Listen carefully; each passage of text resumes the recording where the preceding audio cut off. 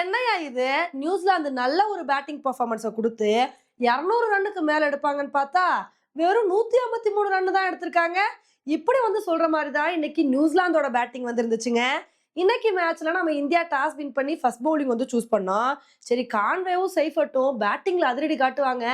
ஸ்டார்ட்டிங்ல இருந்தே நல்ல ஒரு இன்னிங்ஸ குடுப்பாங்க அப்படின்னு தாங்க வந்து எதிர்பார்த்தோம். ஆனா இன்னைக்கு அதிரடி காட்டுனது நம்ம பவுலிங்ல தாங்க. கர்ஷித் ராணா இருந்துகிட்டு, அது நானே, கான்வே விக்கெட்ட எடுப்பது நானே அப்படின்னு சொல்லிட்டு, இன்னைக்கும் கான்வே விக்கெட்ட மனுஷன் வந்து எடுத்துப்புட்டாரு. இது மூலமா அவர் தொடர்ந்து 5வது முறையா கான்வேவோட விக்கெட்ட வந்து எடுத்திருக்காருங்க. ஆனா என்னதான் விக்கெட்ட ஹர்ஷித் ராணா எடுத்தாலும், இதுக்கு பங்கு ஹர்திக் பாண்டியாக்கு தான் அதிகமா இருக்கு அப்படின்னு வந்து சொல்லணும். ஏன்னா மனுஷன் ஓடி வந்து வேற லெவல் கேட்ச புடிச்சுட்டாருங்க. இவர்னால தான் இந்த ஒரு விக்கெட்ட வந்து எடுக்க முடிஞ்சுச்சு. அதுக்கப்புறம் ஹர்திக் பாண்டியா இருந்துகிட்டு, நான் என்ன கேட்ச் மட்டும் தான் பிடிப்பேன்னு நெனச்சீங்களா? நானும் விக்கெட் எடுக்க வேணாமான்னு சொல்லிட்டு, அடுத்த ஓவர்ல ரச்சின் ரவீந்திராவோட விக்கெட் வந்து எடுத்துப்புட்டாரு. அதுக்கப்புறம் பும்ரா வந்த மனுஷன், "என்னப்பா நீங்க மட்டும் ஃபர்ஸ்ட் ஓவர்ல விக்கெட் எடுப்பீங்க. நான் மட்டும் விக்கெட் எடுக்க கூடாதான்னு" சொல்லி, அவர் வந்து சைஃபர்ட்டோட ஸ்டெம்ப வந்து தெறுக்கி விட்டாருங்க மனுஷன். சரிப்பா 3 விக்கெட் போயிருச்சு. இனி அடுத்தடுத்து நியூசிலாந்த கண்ட்ரோல் பண்ணிடலாம் அப்படின்னு நினைக்கும்போது, அப்பதான் பிலிப்ஸும், சேப்மனும் நல்ல ஒரு இன்னிங்ஸ குடுக்க ஆரம்பிச்சுட்டாங்க. இதுலயும் குல்தீப் யாதவோட ஓவரெல்லாம் பிரிச்சு மேய்ஞ்சுட்டாங்க. 9வது ஓவர்ல மட்டும் இவங்க 2 பேரும் சேர்ந்து அதிரடி காட்டி 19 ரன் வந்து எடுத்துப்புட்டாங்க. இத வந்து பார்க்கும்போது ஒரு கட்டத்துல நமக்கு என்ன தோணுச்சு அப்டின்னா, என்னப்பா ஃபாஸ்ட் பவுலர்ஸ்லாம் அழகா வந்து விக்கெட் எடுத்தாங்க. இதே மாரி ஸ்பின்னர்ஸ் எப்படா விக்கெட் எடுக்க போறாங்க?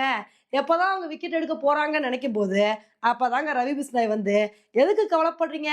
நான் வந்து சேப்மேனோட விக்கெட் எடுக்கிறேன்" அப்டின்னு சொல்லிட்டு சேப்மேனோட விக்கெட்ட வந்து எடுத்தாரு. அதுக்கப்புறம் ஹர்திக் பாண்டியா வந்து டேரி மிச்சல வந்து தூக்கிட்டாருங்க. டேரி மிச்சல் வந்து இசான் கிசானுக்கு கேட்ச் குடுத்து அவுட் ஆனாரு.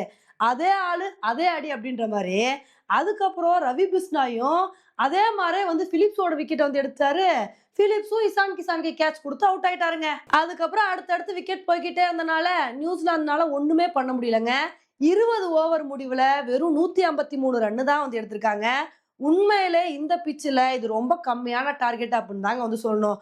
டியூலாம் இருக்கிறனால ஒரு 200 ரன்னுக்கு மேல எடுத்தா தான் அந்த ஸ்கோர வச்சு டிஃபெண்ட் பண்ண முடியும். இப்படி இருக்கும்போது நியூசிலாந்து வந்து இவ்ளோ கம்மியான ஸ்கோர வச்சு எப்படி டிஃபெண்ட் பண்ண போறாங்கன்னு தெரியல. ஆல்ரெடி அவங்களோட பவுலிங் வேற கொஞ்சம் வீக்கா வந்திருக்கு. இப்படி இருக்கும்போது இன்னைக்கு மேட்ச் அவங்களுக்கு ரொம்ப இம்பார்ட்டன்ட் மேட்சா வந்திருக்கு. அதனால இன்னைக்கு நியூசிலாந்து என்ன பண்றாங்க அப்படின்றத பொறுத்து வந்து பார்க்கலாம். நம்ம இந்தியா வந்து இன்னைக்கு சூப்பரான பவுலிங் பெர்ஃபார்மன்ஸ குடுத்துருக்காங்க. அதே மாரி பேட்டிங்ல என்ன பண்றாங்க அப்படின்றத வந்து பார்க்கலாம். ஓகே ஃபிரெண்ட்ஸ், நம்ம இந்தியாவோட பவுலிங்க பத்தி நீங்க என்ன நினைக்கிறீங்க அப்படின்றத என்னோட கமெண்ட் செக்ஷன்ல வந்து போடுங்க. இதே மாரி இன்னொரு வீடியோல உங்கள வந்து மீட் பண்றேன். Bye friends.